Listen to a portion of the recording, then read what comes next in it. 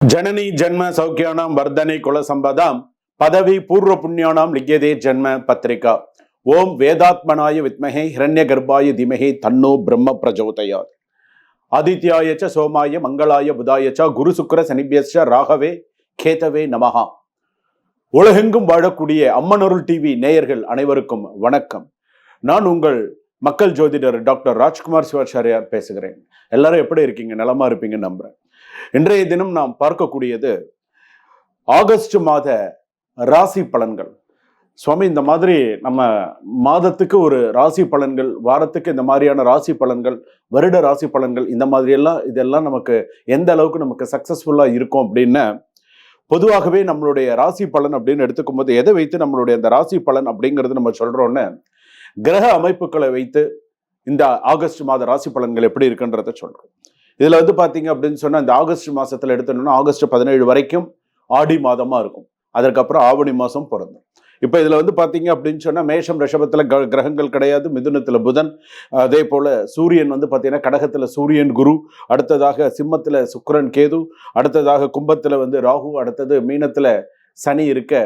இதுதான் இந்த ராசிகளுடைய கணக்கு. இதுல ஆகஸ்ட் 17க்கு அப்புறம் இந்த சூரியன் சிம்மத்துக்கு வந்துடும். அப்படி இருக்கக்கூடிய கிரகநிலை கட்டப்படி நம்மளுடைய ராசிப்படி நம்மளுடைய ராசி பலன்கள் எப்படி இருக்கும், எப்படி என்ன ராசி பலன்கள் அப்படின்னு சொன்னா 12 ராசிக்கு அப்படிங்கும்போது சில விஷயங்கள்லாம் உண்டு. சில பேருக்கு பாத்தீங்கன்னா அவமரியாதையை சந்திக்கும் சூழ்நிலை வரலாம். ஏதாவது ஒரு அவமரியாதை நடக்கும். மறைமுக சூழ்ச்சிகளை அலட்சியப்படுத்த வேண்டாம் அப்படின்னு சொல்லி இருக்கு. மனம் கதி கலங்க செய்யும் செய்திகள் வரலாம். மனம் கதி கலங்க செய்யக்கூடிய செய்திகள் வரலாம். சில பேருக்கு துக்க செய்திகளாகவும் இருக்கலாம். வீண் வார்த்தை பெரிய மோதல்களாக கூட இருக்கக்கூடும் அப்படின்னு சொல்லுவான். நண்பரின் பிரச்சனையில் தலையிட்டு நீங்களே மாட்டிக்கொள்ள வேண்டாம். இதெல்லாம் பாத்தீங்க அப்படின்னு சொன்னா இந்த ஆகஸ்ட் மாத ராசி பலன்கள்ல நான் சொல்றது பாத்தீங்கன்னா ஒவ்வொரு ராசிக்கும் எப்படி இருக்கும், ஒவ்வொரு விஷயங்கள்லாம் எப்படி இருக்கும் அப்படிங்கிறது. வாங்க மேஷ ராசியிலிருந்து மீன ராசி வரைக்கும் எப்படி இருக்கு அப்படிங்கறத நம்ம ஒரு ராசிக்க நம்ம கடைசி வரைக்கும் ஸ்கிப் பண்ணாம பாருங்க. அப்பதான் நான் வீடியோல நடுவில் என்னென்ன சொல்லியிருக்கேன், என்னென்ன விஷயங்கள் சொல்லியிருக்கேன் அப்படிங்கிறது தெரியும். சிம்ம ராசி நேயர்களை, மகம் பூரம் உத்திரம் 1ஆம் பாதம் சிம்ம ராசி எப்படி இருக்கு? சிம்ம ராசி பொறுத்த அளவுக்கு செல்வாக்கு, மரியாதை, பொறுப்பு ஆகியவை சோதிக்கப்படும் காலம். நீ செல்வாக்கா இருக்கியா, அதுல ஒரு சோதனை வரும். உன்னுடைய பொறுமைக்கு ஒரு சோதனை வரும். உன்னுடைய மரியாதைக்கு ஒரு சோதனை வரும். ஸோ கவனமா இரு. எல்லாவற்றிலும் முன்னிலை வகிக்கும் நீங்கள் உங்களுடைய சில விஷயங்களை அலட்சியமாக இருந்தால் மதிப்பீடு குறையும். அலட்சியமா இருக்காது. எந்த விஷயத்துல அலட்சியமா இருந்தியோ அந்த விஷயம் உனக்கு பின்னாடி பெரிய பாதிப்பை தரும். அதே போல இக்கட்டான சூழ்நிலைகளை சந்திக்கலாம். ஒவ்வொரு முடிவும் பலரின் கவனத்தை ஈர்க்கும். உங்களுடைய ஒவ்வொரு முடிவும் பலரின் கவனத்தை ஈர்க்கும் அப்படின்னு சொல்லியிருக்கு. ஸோ இதெல்லாம் கொஞ்சம் கவனமா இருங்க.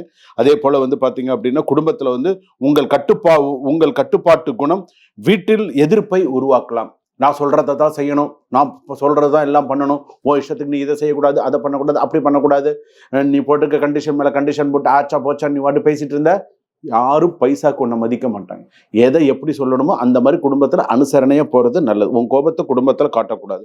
குடும்பத்தில் மறைத்து வைத்த விஷயம் திடீரென பேசும் பொருளாக மாறும். குடும்பத்துல ஏதோ ஒரு விஷயம் மறைந்திருந்த பொருள் அது பேசும் பொருளாக மாறிடும். குடும்பத்துல கணவன் மனைவியா இருந்தா கூட they want to be transparent. கரெக்டா நான் இப்படிதான், நீ இப்படிதான், ஸோ இது இப்படிதான் பேசணும். நீ ஒரு விஷயத்த கணவர்கிட்ட மறைச்சு, கணவர் ஒரு விஷயம் மனைவி கிட்ட மறைச்சு, அந்த மாதிரி விஷயங்கள் இருக்கக்கூடாது. இன்னொன்னு, சிம்மராசி பொறுத்தளவுக்கு ஒரு விஷயம் வரதுக்கான வாய்ப்பு இருக்கு. கணவர்மார்கள் ரிலேஷன்ஷிப்ல நீங்க மனைவிக்கு தெரியாம இருந்தீங்கன்னா அது வெட்ட வெளிச்சமாறதுக்கான வாய்ப்புகள் நிறைய இருக்கு. ஸோ கொஞ்சம் உங்க போனு மற்ற விஷயங்கள்லாம் கொஞ்சம் கவனமா பார்த்து என்ன செய்யணுங்கிறத கரெக்டா வச்சுக்கோங்க. உறவினர்களின் விமர்சனத்தை பெரிதுபடுத்த வேண்டாம். பிள்ளைகளின் எதிர்காலம் தொடர்பான கருத்து வேறுபாடுகள் வரலாம். ஸோ நிறைய விஷயங்கள் இருக்கு. ஸோ சிம்மராசி பொறுத்தளவுக்கு ஏற்கனவே அஷ்டமச்சனி, இப்போ அடுத்தது வேற விரயத்துல குரு வேற, இப்போ அடுத்தது ஜென்மகுரு இடமாற்றம், சில பிரச்சனைகள்லாம் வரப்போகுது. வேலை விஷயத்துல சில பேருக்கு வேலை மதில் செவத்தில் இருக்கிற பூனை மாதிரி இப்படியாங்கிற மாதிரி இருக்கு வேலையில. அதே போல சில பேருக்கு எப்படி இருக்கு அப்படின்னு சொன்னா இன்னைக்கு வேலைக்கு போயிட்டு வந்துருவேனா அப்படிங்கிற மாதிரி இருக்கு. வேலையில அவ்வளோ மன உளைச்சல், ப்ரெஷர் அவ்வளோ அதிகமா இருக்கு. ஒவ்வொரு நாளும் வேலைக்கு போயிட்டு வரதுக்குள்ள இந்த பெண்கள் படுற பாடு அது அளவுக்கு அதிகமான பாடுகள். சிம்மராசி பொறுத்த மன உளைச்சல்னா அந்த அளவுக்கு ப்ரெஷர், மேனேஜர்னால மற்றவங்களால ராப்பகலா கூட உழைக்கக்கூடிய சூழ்நிலைகள் அந்த அளவுக்கு இருந்தா கூட, அதுவும் பூரம் சிம்மராசி பெண்கள் ரொம்ப பாவம், ரொம்ப கஷ்டப்படுறாங்க. ஸோ அந்த மாதிரி இருக்குது. தொழில் விஷயத்தில் ரொம்ப கவனமாக இருக்கணும். வியாபார விஷயத்தில் ரொம்ப கவனமாக இருக்கணும். வியாபார விஷயத்தில் தின வியாபாரம், தினக்கூலி, தின வியாபாரம், அதே போல் இந்த மாதிரி காய்கறி வியாபாரங்கள் பண்ணக்கூடியவர்கள்லாம் சற்று எச்சரிக்கையுடன் கவனத்தை ஏமாந்து போகிறதுக்கான வாய்ப்புகள் இருக்குது. நம்ம கஷ்டப்பட்டு நம்ம ஏமாறக்கூடாது. ஸோ எப்படி இருக்கணுமோ அந்த மாதிரி சில விஷயங்கள் கொஞ்சம் கரெக்டாக கொண்டு போங்க. அடுத்ததாக வந்து பார்த்தீங்க அப்படின்னு சொன்னால் திருமணமானவர்கள் தேவையற்ற நெருக்கங்கள் மற்றும் தவறான பழக்க வழக்கங்களிலிருந்து விலகி இருப்பது நல்லது. சந்தேகத்திற்கு இடம் தரும் வகையில் நடந்து கொள்ள வேண்டாம். ஸோ சில விஷயங்கள்லாம் எச்சரிக்கையா இருங்க. அதே போல உங்கள் கோபத்தை தூண்டி சிக்கலில் மாட்ட செய்ய சிலர் முயற்சிக்கலாம். ஸோ அந்த மாதிரிலாம் ஒன்று தூண்டி விட்டுட்டு பின்னாடி வேடிக்கை பார்க்குறவங்களாம் இருப்பான். ஸோ அந்த மாதிரி விஷயத்துலலாம் கவனமா இருங்க. அது தெரியாத நபர்களின் ஆலோசனை நம்பி முடிவு எடுக்காதீர்கள். இதய துடிப்பு, ரத்த அழுத்தம், கண் சோர்வு போன்றவற்றில் கவனம் தேவை. ஸோ சில விஷயத்துலலாம் எச்சரிக்கையா இருக்கிறது நல்லது. சிவாலயம் சென்று நெய் தீபம் ஏற்றி வாருங்கள். சிவன் கோயிலுக்கு போயிட்டு நெய் தீபம் ஏற்றி, காலபைரவருக்கு ஒரு நெய் தீபம் ஏற்றி வழிபாடு செய்தீர்களானால் சிறப்பாக இருக்கும். ஓம் சூர்யாய நமஹா, ஓம் சூர்யாய நமஹா. சூரியனை வழிபாடு பண்ணுங்க. ஆடுதுறை இருக்காரு இல்லையா, நீங்க பக்கத்தில் இருக்கீங்க, சூரிய நாராயணர் கோயில் போயிட்டு இல்லை, நவகிரகத்தில் இருக்கிற சூரியனை நவகிரகம் பிரதட்சணம் பண்ணுங்க. சூரியன் கிட்ட இருந்து ஆரம்பிச்ச பிரதட்சணம் பண்ணுங்க.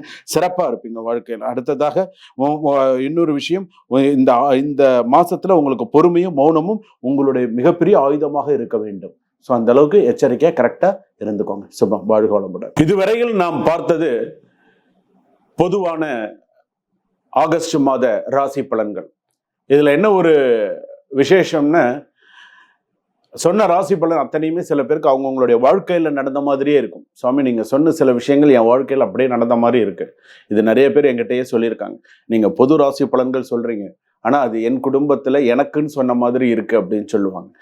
இருந்தாலும் உங்களுடைய சுய ஜாதகத்தை ஒரு முறை கீழே டிஸ்கிரிப்ஷனில் நம்பர் இருக்கு. உங்கள் சுய ஜாதகத்தை ஒரு முறை பார்த்து உங்களுடைய ராசிக்கு எப்படி இருக்கு, இப்போ நேரம் எப்படி இருக்கு, இனிமேல் எப்படி இருக்கும் அப்படிங்கிறத நீங்கள் தெரிஞ்சுக்கலாம். ஜாதகம் பார்த்துக்கலாம், ஒரு பெயர் ராசி தெரிஞ்சுக்கலாம், ஒரு நியூமராலஜி தெரிஞ்சுக்கலாம், ஒரு அதே போல் வந்து பார்த்தீங்கன்னா ராசிக்கற்கள் உங்களை பற்றி தெரிஞ்சுக்கலாம், வாஸ்து தெரிஞ்சுக்கலாம், பிரஷ்னம் பார்த்துக்கலாம்.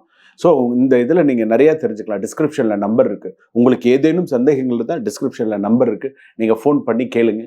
நீங்கள் பேசுனீங்க அப்படின்னு சொன்னால் எங்கிட்ட நீங்கள் குருஜி கிட்ட பேசணும் அப்படின்னு சொல்லி ஒரு அப்பாயின்மெண்ட் ஃபிக்ஸ் பண்ணி நீங்கள் டைரெக்டாக எங்கிட்ட நீங்கள் பேசலாம். நீங்கள் பேசுனீங்க அப்படின்னு சொன்னால் உங்களுக்கு தெரியும். ஸோ நம்ம வாழ்க்கையில் நமக்கு என்ன நடந்துருக்கு, நம்மளுடைய பிரச்சனைகள் எந்த அளவுக்கு தீரும், நம்ம பிரச்சனை தீரத்துக்கு என்ன ஸ்லோகங்கள் சொல்லணும், நம்ம பிரச்சனை தீரத்துக்கு நம்ம எந்த ஆலயத்துக்கு போனால் நமக்கு சரியாக இருக்கும், அடுத்தடுத்த விஷயங்கள் நம்ம அப்போ உங்களுக்கு கரெக்டான ஒரு மைண்ட் செட் வந்துடும். ஸோ சரி, நமக்கு இன்னொரு 6 மாதத்துக்கு நேரம் சரியா இல்லை, இல்லை நமக்கு இன்னொரு 3 மாதத்துக்கு சரியா இல்லை, நமக்கு அடுத்தடுத்து நமக்கு வரக்கூடிய டைம் இப்படி இருக்கணும், நம்ம இந்த வழிபாடுகள் செய்தால் நமக்கு அடுத்தடுத்து நமக்கு சில சூழ்நிலைகள் நமக்கு மாறும், இந்தந்த ஸ்லோகங்கள் சொல்லும்போது நமக்கு நல்லா இருக்கும் அப்படின்லாம் நம்ம சொல்லும் பொழுது நமக்கு வாழ்க்கை நமக்கு நன்றாக மாறும். சிறப்பாக இறைவனுடைய ஆசியினால சிறப்பாக இருப்பீங்க. இன்பமே சூழ்க, எல்லோரும் வாழ்க.